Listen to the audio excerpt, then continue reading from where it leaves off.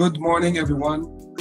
Do you know that 99% of UAE residents are active on social media? Yet 51.5% of those users are really active on LinkedIn here. If you are curious to know why is it important to network, or if you are really want to learn the cool tips from the best, how to boost your business on networking, if your answer is yes, then this video is for you. So good morning, my name is Danial. This is Monday Talks. Monday Talks is my small window to the world to offer them the chance to meet great minds who are really expert with what they do and to tell their own stories of how they reached their success. Join me this time to welcome His Majesty, the Network King, the King of Networking. That's what I prefer to call him. Phil Bedford, how are you this morning? I'm fantastic. Thanks, Daniel. Thank you. Hi, everybody. It's a good start because I know people calling you names. I don't want to go into there, but I love this one. Yeah. There's a Rebel Networker. There's all sorts, but I think this one's going to stick, Daniel. So starting from there, who's Phil Bedford? Phil Bedford. Oh my goodness.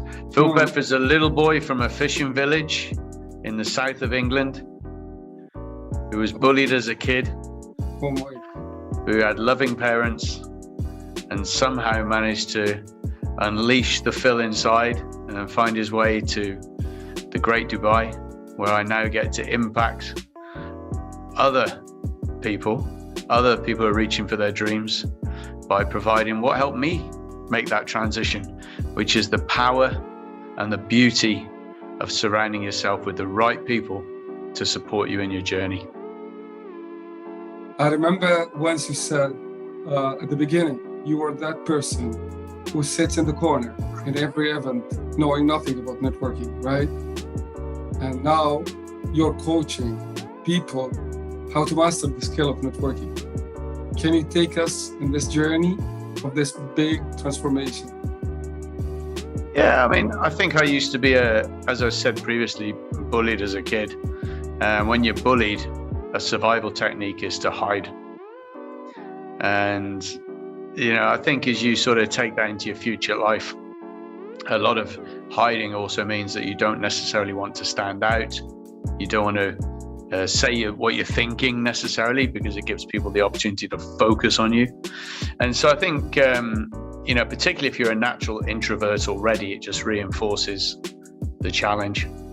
And I think I'm what you might call a situational extrovert, which means that I'm actually very comfortable being on my own. I can re-energize on my own, but I can also re-energize around people. And if I go to a networking event, I do have to force myself to speak to people.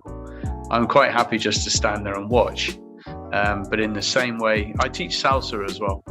And in the same way as I can stand in the corner and just not dance because I feel a little bit nervous sometimes, I can jump on and teach salsa. I can jump on a stage and do a display. And in the same way, in my speaking, I can jump on a stage and really enjoy being up there. So I think it's like anything in life is we've all got these things that scare us. Okay, and if you said right? You're pushing yourself into that limit. Are you there still pushing, or you find it like a joy? No, it is a joy, but again, I still have to motivate myself to do it. When I'm up there, I love it, and I think that's another thing, Daniel. I think in life, particularly small business owners get this, right? I can't be bothered to go to the networking event. I can't be bothered to make a sales call. And yet, have you ever noticed how when you do push yourself to be bothered, it's nearly always that thing that is fantastic. It's that networking event you went to that you didn't want to, that you met the great client. It's the phone call you didn't want to make that you did, that converted. It's too easy just to say excuse. We can all have 1,000 excuses why we don't do something. You just need one good reason to do it. And that's what I remind myself, because I'm human and I will try and find excuses. But I know at the end of the day, it's worth it. So you felt the result and you are living the result. But this, let's say, tip of fear to step every time on the stage and talk to the people, does it still, or does it remain there before you take that step up the stage? I wouldn't say it's massive fear anymore, it's nerves. So what I've managed to do, and I think I enjoy doing, is redirecting those nerves so that you respect the audience. You know, you use the nerves to say, well, if I get up there, I know I want to do a good job and I want to make a difference.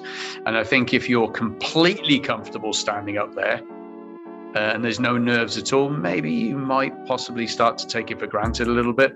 And I just use those nerves to make sure I'm going to do a better job. Nice. It's like a trigger. So moving forward, what is networking? How does it help me in my business as a business owner? Okay. So, I mean, this is one of those dilemmas is most people don't understand what networking really is. You know, for a lot of people, networking is walking into a big room with a lot of people, handing out a business card, shaking hands, and then whatever comes from that. And really, that's not networking. That's handing out business cards. Networking is what happens next. You know, networking is the conversations you move forward. It's the people you help. It's the people that help you. You know, it's afterwards. And you can look at this in a different way.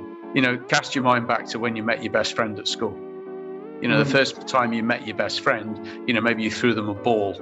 Or, you know, as kids didn't have business cards, but maybe you threw them a ball or you gave them a pen or something like this. And that started the relationship. And then what you did was continue to give to each other, spend time together, help each other. And then, you know, 40 years down the line, you've got a best friend for your whole life. But the thing is, you could have given them that ball or the pen and then walked away and not had a relationship. And networking's the same. And so networking is about contributing to each other's lives and getting people that want to contribute to yours. So by the way, you and I are networking now. Yeah. You know, when you go out for a meal with your best friend, you're networking. When you go to your sports club, you're networking. When you go to a knitting club, a charity event, you're networking. So networking is adding value to the people around you, not looking to take, but to add value. Now, all we do then as business owners is we say, okay, let me be a little bit more focused about how I'm going to do this because I have a business to run as well. But we need to take the philosophy of if I'm going to help you, you're going to help me, contribution, helping people to the business, and it becomes much better. I remember the saying I was introduced to when I joined the Center Pro, thanks to you, build the roof before it rains. Can you share, can you explain how does that mean in the world of networking? Well, it's not. I wouldn't just say it's just in the world of networking, Daniel. I think it's in business in general. You know, particularly if we're looking at networking, though. As a small business owner, I firmly believe that we really only have one job, and that job is problem preventer. Interesting. How am I going to earn enough money? How do I look after my staff? How do I make sure they're okay? How do I find time for my wife at home, my kids, or vice versa, wife looking for the husband at home? You know, how do I solve problems? You know, how do I keep this business alive? How do I pay the bills? And the thing is, for a small business owner particularly, unless you're lucky and you've got big amounts of family money, or you immediately have an investor, a lot of us are bootstrapping it, buddy. We're paying for it out of our own pocket. Right. And the thing is that money is finite. We have to be very careful how we spend our money. And so the thing is, as we get hit by all these problems in our business, it's good if you can throw money at it. I can afford to go and get the best lawyer on the planet. I can go and spend 100,000 dirhams a month on marketing and advertising. You know, I've got money. But if you don't have money, you need to know people. You need to know people who will help you, right? And so the problem is for a lot of small business owners, they just don't know enough of the right people to solve the problems because they came from a job where they had a specific role. I'm a branding guy, I'm a salesperson. They had one job and they were good at it. Yeah. But the minute you leave, you've suddenly got bombarded by all these other problems you can't solve. Now, here's the thing. If you've got your best friend on speed dial You've got a lawyer on speed dial. You've got an accountant on speed dial. All these people you have a relationship with, and you say, hey, can you just give me a bit of help here? I just need a bit of advice. They're like, no problem. I like you. I know you. You've helped me in the past. Right?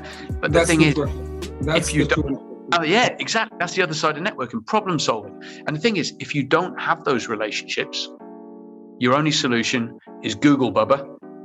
Yeah. Find somebody, and then you got to call them and hope you get a good one.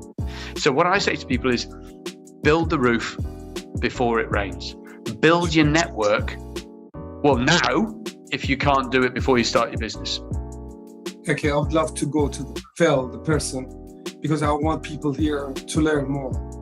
Like, I need really to go back to that point. What was the secret when that turning point of your life happened?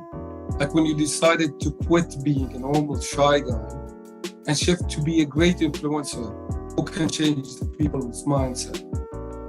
What does it take for the people to jump and take this trigger forward?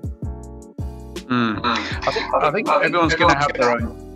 They're going to have their own journey, Daniel. I think for me, it wasn't one big thing. It was a number of small things. I definitely, when I was 18, I took a big risk. So there's one thing, risk. And I went to do what they call Camp America in America. So that's where, from England, you basically go and work on a summer camp in the States for the whole year. And they pay for your flight, you work for free, and at the end they give you like $100 and they go bye-bye. And that, for me, that was massive. You know, I just kind of went on a whim and went. You know, when I moved to Dubai, I kind of did it on it's because I was bored. So I think risk-taking, stepping out of your comfort zone, doing stuff that you're not necessarily comfortable with is absolutely the secret, because too many people stay there. But we've all heard of comfort zones. We've all heard of this, step out of your comfort zone to get success. But I think what helped me and what could help you possibly is, yes, step out your comfort zone, but you can go a lot further outside your comfort zone if you have a supportive structure of people around you who can help you. And I think that's what got me where I am. Yes, I stepped out of the comfort zone. Yes, I took risks, but I just made sure I had good people around me. Sure, I 100% agree. You have to even avoid those negative people who just say, you cannot do it, it's so hard, you will find a job, get paid by the end of the month, blah, blah, blah, all that stuff that drags you back. Okay, because we have limited time, I want to wrap up. Sorry for that, but it's like you have a lot to say.